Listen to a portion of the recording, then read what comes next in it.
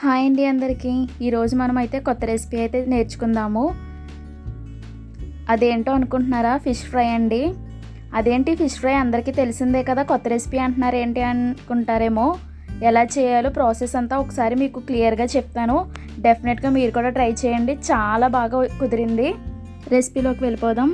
పసుపు, ఉప్పు, కారం, అల్లం వెల్లుల్లిపాయ పేస్ట్, మసాలా పొడి, నిమ్మరసం, పెరుగు ఇవన్నీ కూడా కలుపుకొని దాంట్లోనే ఫిష్ కూడా వేసి ఫిష్కి బాగా పట్టించి కొంతసేపు ఫ్రిడ్జ్లో పెట్టుకుని వీటిని ఈ విధంగా ఆయిల్ వేసి ప్యాన్లో ఫ్రై చేయాలి.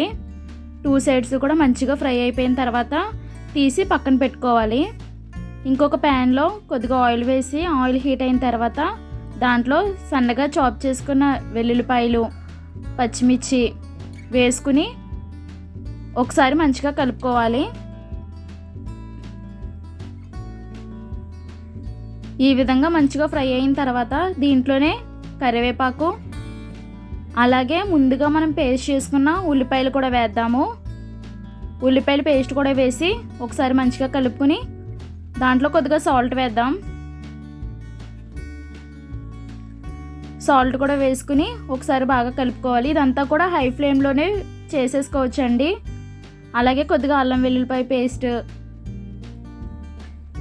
అలాగే కొద్దిగా పసుపు, అలాగే కొద్దిగా కారం కూడా వేసి ఒకసారి మంచిగా కలుపుకోవాలి.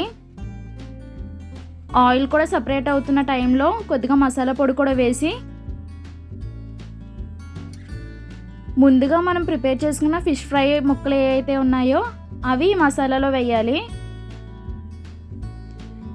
2 సైడ్లు కూడా మంచిగా తిప్పుకున్న తర్వాత కొద్దిగా కొత్తిమీర వేసుకుంటే అంతే అండి, ఎంతో ఈజీ అండ్ టేస్టీ సూపర్గా ఉండే ఫిష్ ఫ్రై అయితే రెడీ అయిపోతుంది. Thanks for watching.